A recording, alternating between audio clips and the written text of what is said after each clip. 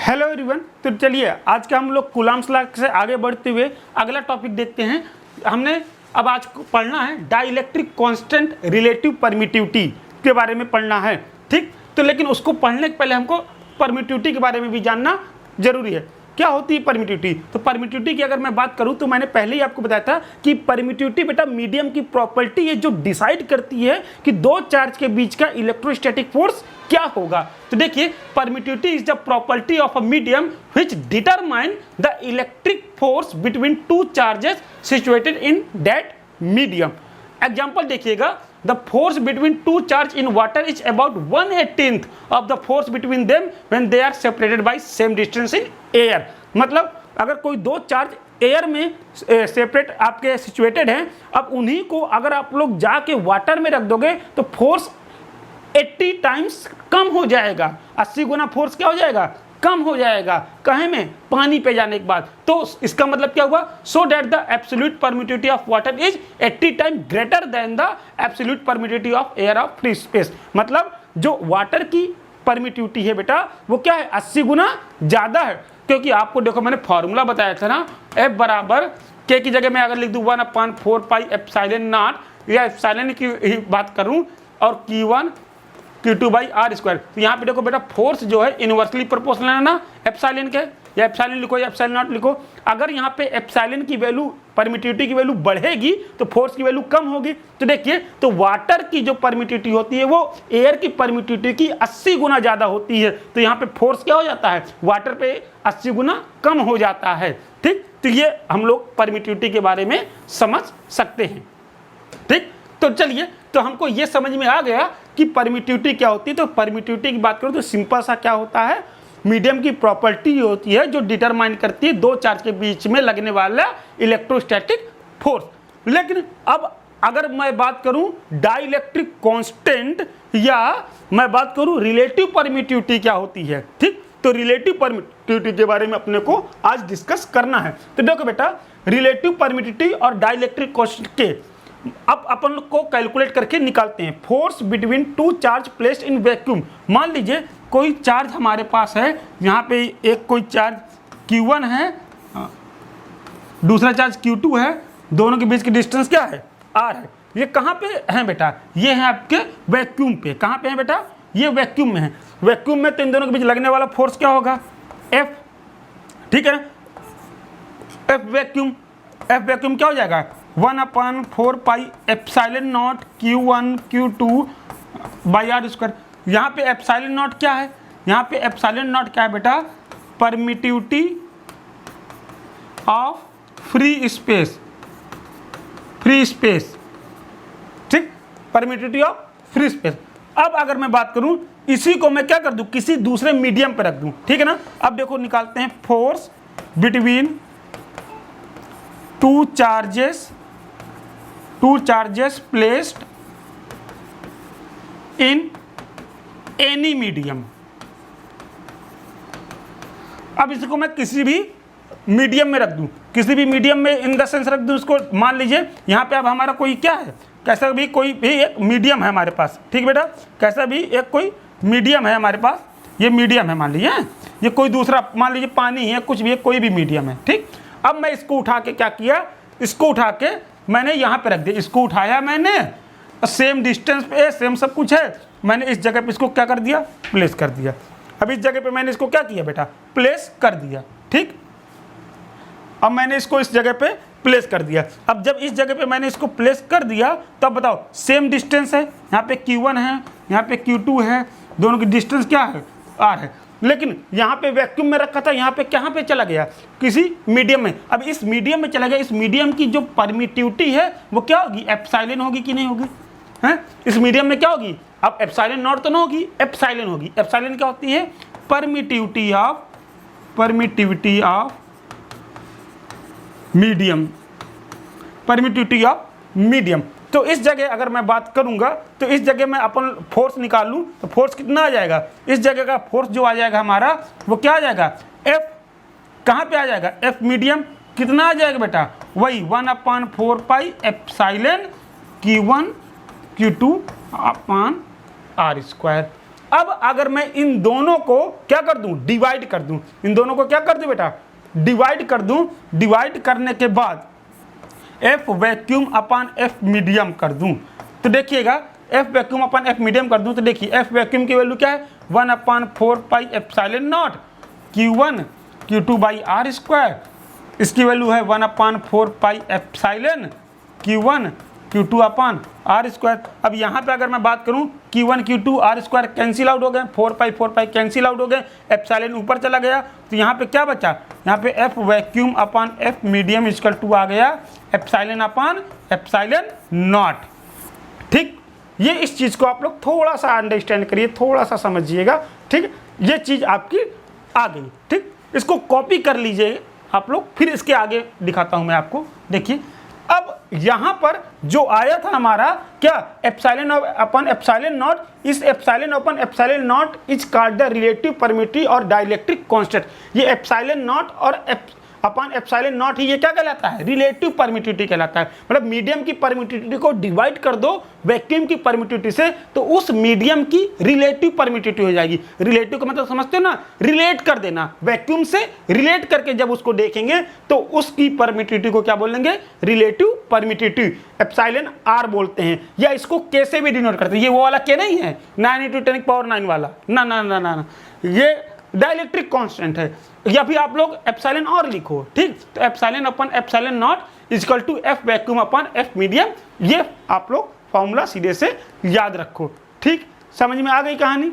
Okay, देखो अब the dielectric constant or relative permittivity of medium may be defined as the ratio of force between two charges placed some distance apart in free space to the force between the same two charges when they are placed in same distance apart in given medium। ठीक, तो clearly the force between two charges in medium is 1/k times the original force in vacuum। तो यहां से आप लोग निकाल सकते हैं मीडियम की पद्धति। अब यहाँ पे आप लोग को क्या आ गया है, ये F vacuum upon F medium equal to K आ गया कि नहीं आ गया। अगर आपको मीडियम पे फोर्स निकालना है तो आप लोग के से अगर डिवाइड करते हो, वैक्यूम के फोर्स को के से डिवाइड कर दोगे, सीधे मीडियम का फोर्स आ जाएगा। मतलब जो फोर्स वैक्यूम में हो उतने फोर्स से आप अगर मीडियम के डाइलेक्ट्रिक कांस्टेंट या मीडियम की रिलेटिव परमिटिविटी से डिवाइड कर देते हो तो डायरेक्ट आपको यहाँ से फोर्स पता चल जाएगा, कुछ भी करने की जरूरत नहीं है। ठीक, अब देखिए के की वैल्यू क्या होती है, वैक्यूम में 1 हो रही है, एयर पे 1.0054 और वाटर में कितनी है 80, मैंने बताया ना 80 गुना हो जाता है। ठीक, तो यहाँ पे और आगे अगर हम लोग बात करें, epsilon naught relates with absolute magnetic permeability mu naught and velocity of C. आगे आने वाले चैप्टर्स में आप लोग मैग्नेटिक चैप्टर पढ़ेंगे, वहां पर म्यू नॉट होगी। ये म्यू नॉट क्या है, ये परमेबिलिटी होती है बेटा मीडियम की। जैसे एप्सिलॉन नॉट परमिटिविटी होती है, म्यू नॉट क्या होता है, परमेबिलिटी होती है। एप्सिलॉन नॉट क्या डिटरमाइन करती है, इलेक्ट्रिक फोर्स डिटरमाइन करती है, और म्यू नॉट क्या डिटरमाइन करेगी, मैग्नेटिक फोर्स को डिटरमाइन करेगी। मीडियम को हर एक मीडियम चेंज करने पे उसका म्यू नॉट मतलब उसकी परमेबिलिटी चेंज होगी। ठीक, तो अब इन तीनों का आपस में रिलेशन है, C equal to 1/√μ naught epsilon naught. ये जो C की वैल्यू हम लोग की आती है ना वेलोसिटी की, तो वो मीडियम की म्यू नॉट और एप्सिलॉन नॉट का रूट करके मल्टीप्लाई करोगे तो C की वैल्यू अपने को निकल आती है। वैक्यूम पे इसकी वैल्यू अपन लोग निकाल लेते हैं कि नहीं निकाल लेते हैं, 3 × 10⁸ मीटर पर सेकेंड। ठीक, तो इसकी और इसकी मल्टीप्लाई। अब हर एक मीडियम में लाइट की स्पीड चेंज होगी, वो डिपेंड करेगी मीडियम की परमेबिलिटी और परमिटिविटी के ऊपर की लाइट की स्पीड कितनी होगी मीडियम पे। ठीक, तो इस चीज को हम लोगों ने समझ लिया अच्छे से। चलिए कॉपी कर सकते हैं आप इसे। अब बात करते हैं, डिस्कस करते हैं कूलॉम्स लॉ के केस। अब यहीं से कंपटीशन में क्वेश्चन बनते हैं, वो नॉर्मल क्वेश्चन नहीं आते हैं, वो तो बोल्ड लेवल के हो गए, लेकिन कंपटीशन में क्वेश्चन अब यहीं से बनेंगे। तो देखिएगा पहला केस अगर मैं डिस्कस करूं, 2 charge particle are kept in the air with separation r। ठीक, force on each particle is F. Now these particles are placed in medium of dielectric constant epsilon r। ठीक, मीडियम का dielectric मतलब relative permittivity है क्या, epsilon not. What should be distance between particles so that force on each particle is again F. मतलब कहने का आपके पास ये एक कोई दो चार्ज हैं, दोनों के बीच की डिस्टेंस r है, ये Q1 है, ये Q2 है, और ये कहाँ पे रखे हैं, वैक्यूम पे रखे हुए हैं। अब बेटा इन्हीं को मैंने उठा के कहाँ पे रख दिया, अब इसको मैंने उठा के रख दिया किसी भी मीडियम पे, कहाँ पे रख दिया, Q1 है, ये Q2 है, और यहाँ पे ये क्या है, ये डिस्टेंस है r। अब यहाँ पे मैंने इसको कहाँ पे रख दिया, ये मैंने किसी मीडियम पे इसको रख दिया बेटा। कहाँ रख दिया मैंने इसको, किसी मीडियम में रख दिया। अब बताओ अगर मैं मीडियम को चेंज करूँगा तो यहाँ पे अगर फोर्स क्या है बेटा, यहाँ पे फोर्स F है। अगर मैं मीडियम चेंज करता हूँ तो बताओ इन दोनों के बीच लगने वाला फोर्स भी चेंज होगा कि नहीं चेंज होगा, चेंज होगा। लेकिन ये कह रहा है केस कि फोर्स चेंज ना हो, फोर्स चेंज ना हो। अब अगर फोर्स चेंज ना हो तो Q1 Q2 तो ऑलरेडी कांस्टेंट है, तो क्या करना पड़ेगा हमको, इसकी R पे चेंजमेंट करना पड़ेगा। इसकी R को इधर उधर कोई ना कोई चेंज करना पड़ेगा, इसकी R को छोटा या बड़ा करना पड़ेगा कि फोर्स सेम रहे। तो हमको आज वही रिलेशन निकालना है कि इस R को कितना छोटा या कितना बड़ा करें कि फोर्स की वैल्यू चेंज ना हो। ठीक, तो according to condition F vacuum equal to F medium बोल रहा है। ठीक, तो F वैक्यूम कितना आ जाएगा बेटा, 1/4 pi epsilon not Q1 Q2 upon R square. ठीक, F मीडियम कितना आ जाएगा, 1/4 पाई। अब यहाँ पे देखो एप्सिलॉन, तो यहाँ के देखो ये वैक्यूम है तो यहाँ पे तो एप्सिलॉन नॉट है, लेकिन यहाँ पे क्या होगा, यहाँ पे एप्सिलॉन होगा। ये मीडियम की परमिटिविटी है तो यहाँ पे क्या लेंगे, एप्सिलॉन लेंगे। तो Q1 Q2 अपान, अब ये जितनी R यहाँ पे उतनी R तो यहाँ पे रहेगी नहीं, क्योंकि सेम फोर्स है ना, तो R को तो चेंज होना ही पड़ेगा। तो यहाँ पे R की जगह क्या ले लें बेटा, R डैश ले लें। ठीक, R की जगह क्या ले लें, R डैश स्क्वायर ले लिया। अब बताओ, अब इधर उधर ये कैंसिल हो जाएगा, Q1 Q2 4 pi cancel out हो गया कि नहीं। अब कितना बचा, अब बचा 1/एप्सिलॉन naught R square is equal to 1/एप्सिलॉन R डैश स्क्वायर बचा। अब देखिए हमने अभी भी पढ़ा है, क्या पढ़ा है बेटा, epsilon not equal to epsilon R। Relative permittivity medium की क्या होती है, उस मीडियम की परमिटिविटी को डिवाइड कर दो एब्सोल्यूट परमिटिविटी से तो रिलेटिव परमिटिविटी आ जाती है। और हमारे इस कंडीशन केस में भी हमको एप्सिलॉन R दिया है ना कि एप्सिलॉन दिया, तो एप्सिलॉन को चेंज कर ले, कन्वर्ट कर ले इस टर्म में। तो एप्सिलॉन इक्वल टू क्या हो जाएगा, एप्सिलॉन नॉट और एप्सिलॉन R। तो यहाँ पे हम लोग क्या कर लें बेटा, यहाँ पे हम लोग एप्सिलॉन की जगह क्या लिख सकते हैं, एप्सिलॉन की जगह इस जगह पे हम लोग लिख सकते हैं एप्सिलॉन नॉट और एप्सिलॉन R। तो एप्सिलॉन नॉट और एप्सिलॉन R में क्या हो गया, एप्सिलॉन नॉट हो गए कैंसिल आउट। ठीक बेटा, अब ये कैंसिल आउट हो गए, हमको निकालना किसकी वैल्यू है, R डैश की वैल्यू निकालना, R डैश स्क्वायर की वैल्यू निकालना। ये उधर गया तो अब देखो ये R स्क्वायर ऊपर चला जाएगा, अब डिवाइड में क्या जाएगा, एप्सिलॉन R आ गया। ठीक, अब इसका आप लोग और आगे अगर बढ़ोगे तो देखो R डैश इक्वल टू कितना हो जाएगा, उधर स्क्वायर पे रूट पे जाएगा तो R divide by under root epsilon R। तो बताओ अगर आपको फोर्स सेम रहे, फोर्स की वैल्यू चेंज ना हो तो R को कितना होना पड़ेगा, वैक्यूम वाली जो डिस्टेंस रहेगी उससे, उसमें डाइलेक्ट्रिक को मतलब उससे रिलेटिव परमिटिविटी को आप अगर डिवाइड कर दो तो आपको R डैश की वैल्यू तुरंत मिल जाएगी। या फिर और करके इसको क्या लिख सकते हैं, और करके लिख सकते हैं R dash equal to R divided by under root K. भाई एप्सिलॉन R को ही हम लोग क्या कहते हैं, अंडर रूट के कहते हैं। तो ये पहला केस कूलम्ब्स लॉ का डिस्कस हुआ आप लोगों का। ठीक, ओके, इसका कंक्लूजन देख सकते हैं आप लोग, if a medium between charge changes then force will be decrease. ठीक, अगर मीडियम चेंज होगा तो फोर्स डिक्रीज होगा। ठीक, will be decrease by factor K, but if we want force to be same then we must have to reduce separation between the charge के बीच के separation को कम कर देंगे तो फोर्स क्या हो जाएगा, इक्वल हो जाएगा। तो ये R मीडियम अगर निकालना है तो क्या हो जाएगा, R मीडियम इक्वल टू क्या हो जाएगा बेटा, R by under root epsilon R। R क्या है, ये वाला R क्या है, separation between charge in vacuum है। ये क्या है, RM क्या है, separation between charge in medium है। तो दोनों R के बीच का रिलेशन आप लोग निकाल सकते हो। इससे ढेरों क्वेश्चन कंपटीशन में पूछे गए हैं डिस्टेंस के रिलेटेड। ठीक, तो ये केस 1 डिस्कस हुआ। आइए डिस्कस करते हैं केस 2 के बारे में। अभी तक आप लोगों ने कूलम्ब्स लॉ को तो पढ़ा था, जब यहाँ पे Q1 और Q2 के बीच में मीडियम क्या था, सेम था, या तो वैक्यूम है या तो पानी है या तो ऑयल है। बट अब यहाँ पे प्रॉब्लम ये क्रिएट है कि यहाँ पे इधर और इधर तो वैक्यूम है, इधर और इधर तो वैक्यूम है, लेकिन इस जगह पे मीडियम चेंज है। कितनी डिस्टेंस पे मीडियम चेंज है, T डिस्टेंस पे मीडियम चेंज है। अब हमको कूलम्ब्स लॉ के तहत इन दोनों के बीच में लगने वाला फोर्स ऑफ अट्रैक्शन या फोर्स ऑफ रिपल्शन को कैलकुलेट करना है। हाउ कैन कैलकुलेट, तगड़ा कॉन्सेप्ट है, इस कॉन्सेप्ट से बहुत अच्छे अच्छे क्वेश्चन बनेंगे। तो आइए देखते हैं, समझते हैं इसको भी। ठीक, तो देखिएगा, अपने को फॉर्मूला पता है फोर्स का, क्या होता है 1/4 पाई एप्सिलॉन नॉट। यहां पे हम लोग एप्सिलॉन नॉट ले रहे हैं, मतलब वैक्यूम लेके चल रहे हैं। ठीक, तो देखिएगा Q1 Q2 डिवाइड बाई, अब ये टोटल डिस्टेंस तो R है, लेकिन वैक्यूम कितना है भाई, वैक्यूम कितना है, वैक्यूम तो सिर्फ इतने में और इतने पे है, तो टोटल R में से T घटा दो। तो टोटल R में से क्या कर दिया मैंने, T को घटा दिया, टोटल R में से मैंने क्या कर दिया, T को घटा दिया, तो वैक्यूम पता चल गया। लेकिन ये बची हुई जो डिस्टेंस है T, ये बची हुई जो डिस्टेंस है T, ये बची हुई जो डिस्टेंस है T, अब ये टोटल आया।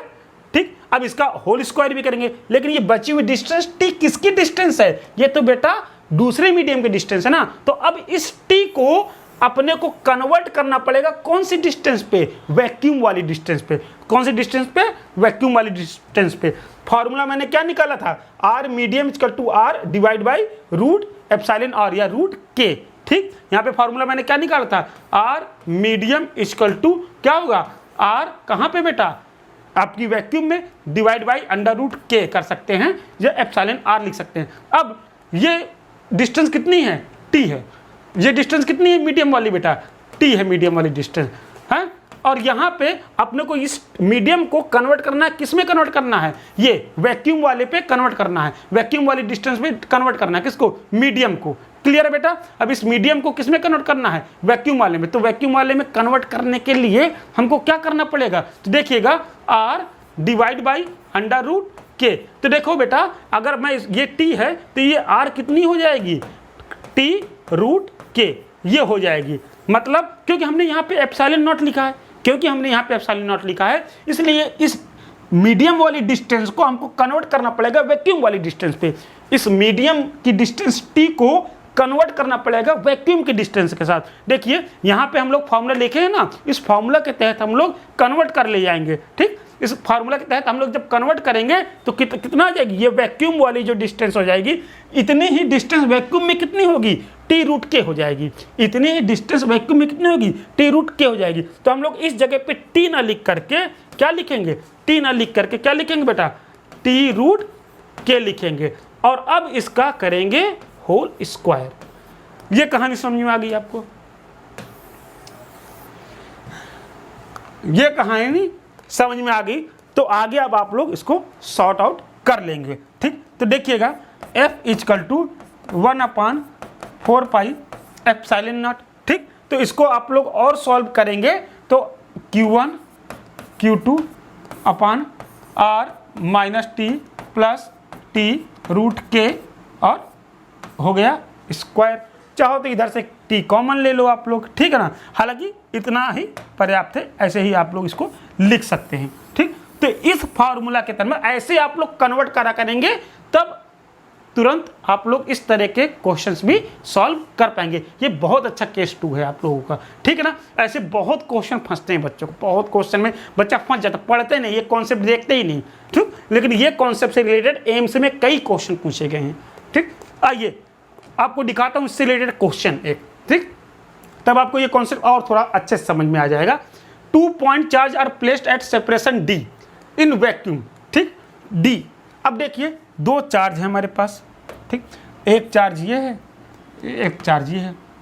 ठीक, इन दोनों के बीच की सेपरेशन देख लीजिए, इन दोनों के बीच की सेपरेशन है, मान लीजिए सेपरेशन देख लेते हैं। इन दोनों के बीच की सेपरेशन कितनी दी हुई है बेटा, सेपरेशन डी है। दोनों के बीच की सेपरेशन कितनी है, डी है। ठीक, in vacuum and the force between them is F। और जो फोर्स लग रहा है, ये मान लीजिए चार्ज Q1 है, ये Q2 है, ये वैक्यूम में रखे हैं। कहाँ पे रखे हैं बेटा, इन वैक्यूम रखे हैं, इन वैक्यूम रखे हैं। ठीक, अब इन दोनों के बीच में जो फोर्स लग रहा है, जो फोर्स लग रहा है वो कितना लग रहा है, वो कह रहा है F फोर्स लग रहा है। कितना फोर्स लग रहा है बेटा, F फोर्स लग रहा है। तो इस F की वैल्यू क्या हो जाएगी, इस F की वैल्यू हो जाएगी क्या, 1/4 pi epsilon not, 1/4 pi epsilon not Q1 Q2 by R square. ये आपका आ गया equation number 1 according to question. अब कहा है now a dielectric slab thickness T equal to D/3 and dielectric constant K is placed between the charge and force become 9F/25. Find the value of K. अब यहाँ पे क्या कह रहा है क्वेश्चन, अब यहाँ पे क्वेश्चन बेटा बोल रहा है, इसका क्वेश्चन क्या बोल रहा है बेटा, क्वेश्चन बोल रहा है यहाँ पे सेकंड केस में क्वेश्चन आपका क्या बोला है कि अब मैंने इसको क्या किया, रख दिया यहाँ पे, ठीक।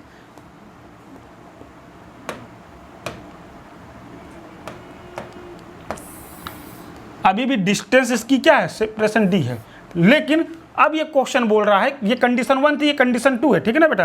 अब कंडीशन 2 की बात कर रहा हूँ मैं, कंडीशन 2, ये कंडीशन 1 था, ये कंडीशन 1 था। कंडीशन 2 में बोला है कि एक डाइलेक्ट्रिक स्लैब इंसर्ट कर दिया मैंने, क्या इंसर्ट कर दिया बेटा, एक मैंने डाइलेक्ट्रिक स्लैब इंसर्ट कर दिया, ये लो बेटा, ये डाइलेक्ट्रिक स्लैब इंसर्ट हो गया, ये एक डाइलेक्ट्रिक स्लैब इंसर्ट हो गया। इस डाइलेक्ट्रिक स्लैब की जो थिकनेस है बेटा T है, जो वो कितनी है, वो जो T है ये बोला कितनी है, D/3 है, कितनी है, D/3 है। और इसका जो डाइलेक्ट्रिक कांस्टेंट है वो कितना है, क्या है, मतलब रिलेटिव परमिटिविटी इसकी कितनी है, ये है। अब जैसे ही मैंने इन दोनों चार्ज के बीच बेटा, इन दोनों चार्ज के बीच, ये Q1 ये Q2, इन दोनों चार्ज के बीच इस डाइलेक्ट्रिक स्लैब को इंसर्ट कराया। अब जो नया फोर्स आएगा बेटा वो क्या है, F' आएगा। वो जो नया फोर्स आया वो क्या आया है, F' आया है। वो कितना हो जाएगा बेटा, 1/4 पाई एप्सिलॉन नॉट ही ले रहा हूँ, ठीक। Q1/Q2 डिवाइड बाई क्या लिखे बेटा, यही फॉर्मूला, अब भी फॉर्मूला निकाले ना बेटा, अब भी कौन सा निकाले, R-T, और T और जितना डाइलेक्ट्रिक स्लैब का डिस्टेंस है उससे √K का मल्टीप्लाई कर देना है, ठीक। तो यहाँ क्या है, यहाँ पे R-T, ठीक बच्चा, यहाँ पे क्या आया, R-T, और साथ में क्या किया अपन लोगों ने, प्लस T को √K के साथ ऐड कर दिया, प्लस T √K, और इसका पूरे का क्या कर दिया, इस पूरे का कर दिया स्क्वायर, इस पूरे का क्या कर दिया बेटा, स्क्वायर। तो अब देखो, और क्वेश्चन बोला क्या है आगे कि ये जो F' है बेटा ये किसके बराबर है, ये किसके बराबर हो गया है, ये बराबर हो गया है, यहाँ पे बोल दिया है 9/25, 9/25F, ये इसके बराबर। अब F का इस टर्म से ये कहानी हो गई, ये इक्वेशन नंबर 2 मान लीजिए आप लोग, ठीक। अब आपको वैल्यू किसकी निकालना है, अब आपको वैल्यू तो बेटा निकालनी किसकी, K की निकालनी है ना।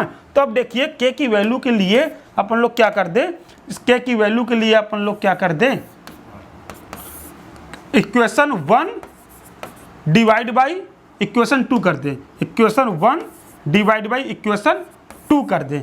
इक्वेशन 1 क्या है, F/F' कर दें, F equation 1 F' equation 2। Equation 1 में क्या है बेटा, 1/4 pi epsilon not Q1 Q2 divide by R है, 1/4 pi epsilon not Q1 Q2 upon ये कितना है, ये value R-T plus T√K whole square, ठीक बेटा। इतनी कहानी आ गई। अब यहाँ पे देखो आप लोग, ये कैंसिल आउट हो गया, ये पूरा कैंसिल आउट हो गया, Q1 Q2 ये भी कैंसिल आउट हो गया, ठीक। अब आगे अगर और बात करूं तो ये F डिवाइड बाई F' की वैल्यू क्या है, ये 9/25F, 9/25F, F' की वैल्यू हो गई। इधर पे क्या आया, इधर पे आया बेटा क्या बचा, 1/R² divide by RT plus T√K square, ये आ गई कहानी। अब ये कहानी आ गई तो देखिए फर्दर क्या करते हैं अपन लोग इस कहानी पे देखिएगा, फर्दर क्या करते हैं इस कहानी पे हम लोग थोड़ा सा और आगे बढ़ें, और आगे बढ़ के हम लोग इसको थोड़ा सा और आसान कर लें। अब देखो समझो, यहाँ से ये F और ये F कैंसिल आउट हो गए ना, 25 ऊपर आ जाएगा तो कितना आएगा, 25/9 आ गया, ठीक। इज इक्वल टू ये वाला पूरा पोर्शन देखिएगा, समझिएगा, ये जो पूरा पोर्शन था ये क्या है, ये 1 डिवाइड में है ना बेटा, ये 1 डिवाइड पे है, ये डिवाइड पे 1 बाई दिस 1। अब ये पूरा पोर्शन देखो क्या होगा, ये पूरा पोर्शन ऊपर चला जाएगा कि नहीं चला जाएगा, 1 डिवाइड बाई इतना था ना, तो ये ऊपर चला गया, तो कितना आया r minus T plus T root K square, ठीक, और डिवाइड बाई क्या, डिवाइड बाई आर स्क्वायर। अब अगर आप लोग चाहें तो क्या कर सकते हैं, इस पूरे का स्क्वायर कर सकते हैं एक ही बार में, दो बार क्या करना है करके, ठीक, पूरे का स्क्वायर एक बार में लगा दीजिए, ठीक, पूरे का स्क्वायर मैं लगा दे रहा हूं, पूरे का मैंने क्या कर दिया, स्क्वायर कर दिया, ठीक, ये r माइनस टी था, ठीक, पूरे का स्क्वायर कर दिया। अब इस पूरे का स्क्वायर करके स्क्वायर आप इधर लिया और रूट में लिया, तो इधर क्या बचा, देखो अब r माइनस, अब t की वैल्यू रख दे, अपन t की वैल्यू रख दे, t क्या है हमारा, t है d/3, t क्या है d/3, और यहाँ पे देखो ये r की वैल्यू क्या है, r की वैल्यू भी रख देते, तो पहले देखो r की वैल्यू क्या है, ये टोटल डिस्टेंस है d पे, मैं क्या कर दूं, r की वैल्यू उठा के रख दूं, देखिए r की वैल्यू क्या है, d है, r की वैल्यू d है, माइनस t की वैल्यू क्या है, d/3 है, प्लस t की वैल्यू d/3 है, और ये क्या है अंडर रूट k है, ठीक बेटा, और डिवाइड कर दूं, r क्या है, d है, इज इक्वल टू कितना लिख दूं, ये स्क्वायर पे ले इधर ले गया तो रूट 25/9 हो जाएगा कि नहीं हो जाएगा, ठीक। अब आगे देखो d कॉमन लेके कैंसिल हो गया, d कैंसिल हो गया, इधर पे बचा क्या, 1 माइनस 1/3 प्लस रूट के डिवाइड बाई 3 इक्वल टू, ये क्या बचा 5/3 बचा, 5/3 बचा। अब यहाँ पे 3 एलसीएम ले लेते हैं, ठीक, तो 3 minus 1 plus root 3 equal to 5/3, ठीक, 3 से 3 कैंसिल आउट हो गए, ठीक। अब देखो इधर पे क्या हुआ, 3 में से 2 गया, 2 उधर गया, तो रूट यहाँ पे देखिए रूट के है, ठीक, तो रूट के इक्वल टू कितना गया 5 माइनस 2, तो रूट के इक्वल टू आ गया 3, रूट को उधर लेके जाएंगे तो स्क्वायर में आ जाएगा, तो के की वैल्यू कितनी आ गई, 9 आ गई, के की वैल्यू कितनी आ गई, 9 आ गई। इसको थोड़ा सा छोटा करे दे रहा हूँ क्योंकि बड़ा हो गया क्वेश्चन, ठीक है ना बेटा, ठीक, इसको कॉपी आप लोग कर लीजिएगा, कॉपी इसको कर लीजिए, ठीक। तो ये पूरा का पूरा बेहतरीन तरीके से इन क्वेश्चंस को अपन लोग सॉल्व कर सकते हैं, बहुत तगड़ा इससे क्वेश्चन बनता है, बहुत तगड़े तरीके से क्वेश्चन इससे निकलते हैं, ठीक। तो यहाँ पे हम लोगों ने कूलॉम्स लॉ के बारे में अच्छे से पढ़ लिया, उसके केस स्टडी कर लिया। अब मिलते हैं नेक्स्ट लेक्चर में, थैंक यू।